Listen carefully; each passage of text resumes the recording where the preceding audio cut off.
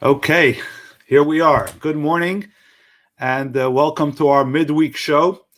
Apologize for the delay this morning. I had a meeting up in Central Bucks um, and we just got back to the office. But I don't know, when I came back, there's something that wasn't happening here that's happening up there, and it was snowing. So we actually see some snow. It's December. There's some normalcy to our lives. And it gave me a little bit of a chill that literally and figuratively that we're really getting close to the festival of Hanukkah, which is literally just about 36 hours away. So I want to share an inspiration for Hanukkah. But before we do that, I want to once again bring up the banner of our Hanukkah events, jewishcenter.info/Hanukkah events. We have everyone covered. If you like to go out, you want to do an outdoor event, a drive-by event, we bring things to your home if you want to celebrate with yourself at home together with the community. So whatever level you are of comfort during during this time, we have something for you, because the main thing is that some things change, but many things should not change. And one of those things is Hanukkah and the celebration, because we don't just celebrate things. We learn from things. We become inspired by events.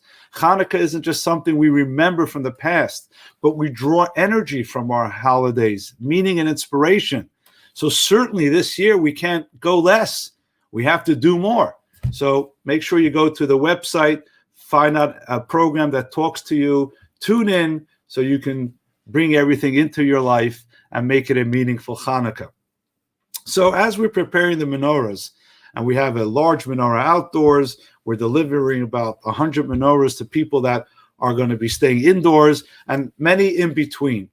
We think about the menorah, and as you take out your menorah this evening or tomorrow and you dust it off, you put the candles, I want you to think of this story. Think how lucky we are to be able to have our menorah, to be able to buy those candles, get those candles, whether Hanukkah Wonderland, at McCaffrey's, or anything else, anywhere else. But it isn't always like that. And I want to share with you a story of a menorah that I heard as a child. I heard it as a teenager. And recently I heard someone else sharing it. And it really is an inspiring story for many reasons. And I'll tell you why afterwards. But this is the story. We know in Russia, many Hasidim were sent to the Gulag for one simple reason.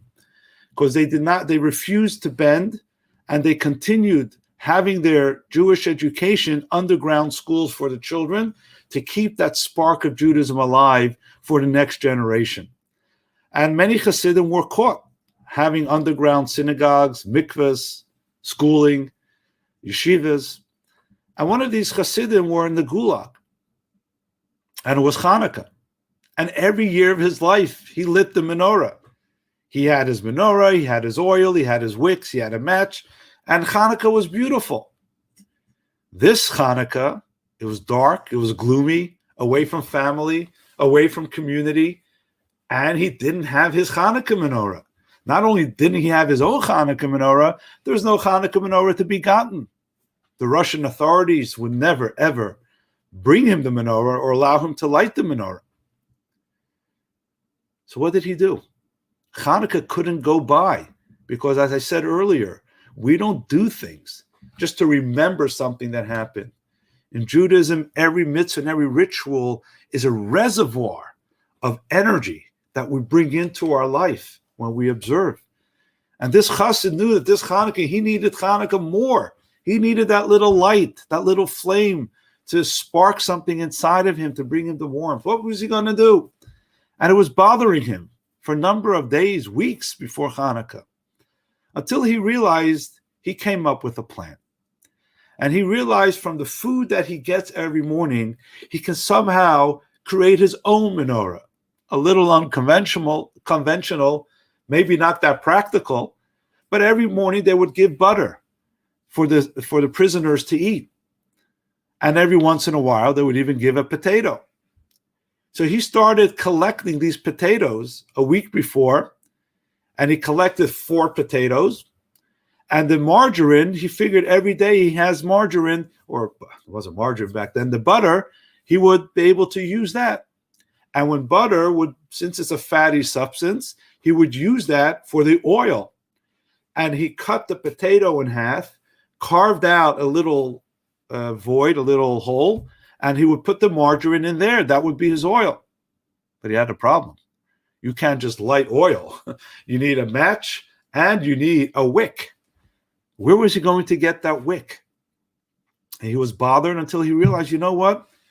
He looks at his jacket or his clothing, whatever he was wearing then, and he saw it was very frayed on the bottom.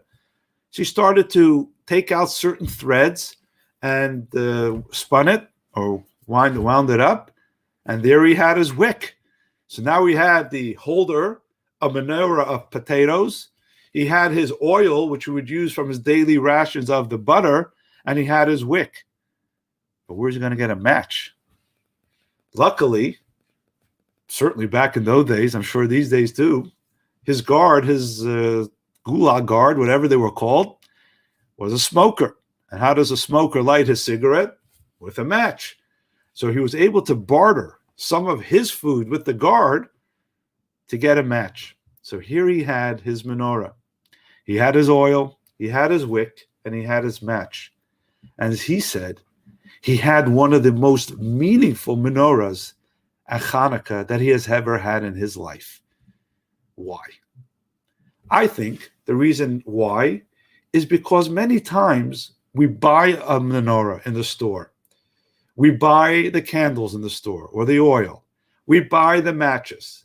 They're items that don't really belong to us, but we purchase them and we acquire them, and now we have and own those three things.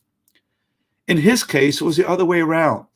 He didn't bring in the elements of the menorah from outside.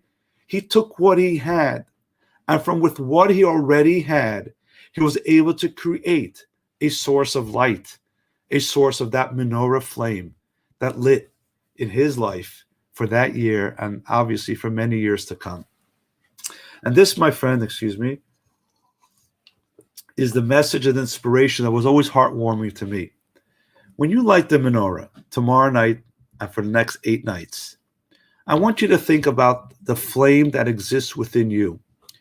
The objective of Torah, the objective of our Jewish traditions, is not to be stimulated externally by lighting things and bringing things into our life, even religious artifacts.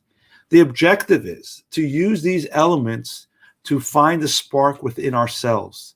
Your clothing, your food ration, your own butter. Realize that in everything that you have lays the potential to bring meaning and purpose into your life. Certainly, we strive to have more. But when you strive to have more and you collect to have more, which is a natural human tendency, realize that whatever you end up accumulating is not the things that you have. It's the potential that you have to use those objects to bring light and warmth into the world, into your life, into the life of others. So as the previous Rebbe said, and you'll be hearing more of this throughout Hanukkah, that when you look at the candles, you shouldn't just look at the candles. Listen to the candles. These candles tell a story. These candles are speaking to you. There is a message, the message for you. And what that message is for you, only you can hear. But you have to pay attention.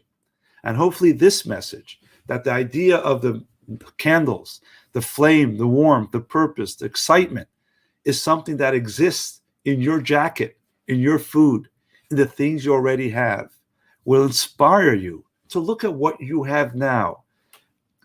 Get out the spiritual inspiration from that and make it meaningful and make it purposeful. I just heard a little commercial, I think it's from Verizon, and says, don't go back, go forward. Everybody today say, we wish we were just back to normal. My friends, we should never look back. We should always move forward in every day of our life, from whatever's happening around us, whatever's happened over the last 8 months. Let's not say we can't wait to get back to normal. Let's say we can't wait to move forward from what it was into something greater. And as the message on the Hanukkah menorah is, one candle at a time. You start with one little light. Don't overwhelm yourself with the big picture. Start with one candle And that little candle will lead to something greater. And as long as we're moving forward, as long as we're moving ahead in adding positive light and energy, drawing positive light and energy from everything that takes place around us, before you know it, your personal menorah, your inner menorah, will be full, shining, blazing with great warmth and energy. So once again, let me remind everyone to please go to our website to find those sources that will spark that Hanukkah light within you, from within you, and make this a very meaningful Hanukkah where you don't just watch, where you don't just observe, but you listen and absorb the message that Hashem has for you. Have a great day. Have great preparations for the Hanukkah, because before you know it, within tomorrow evening, we will be lighting that first candle which will hopefully begin a path for filling up our personal menorahs one light at a time. Have a wonderful day.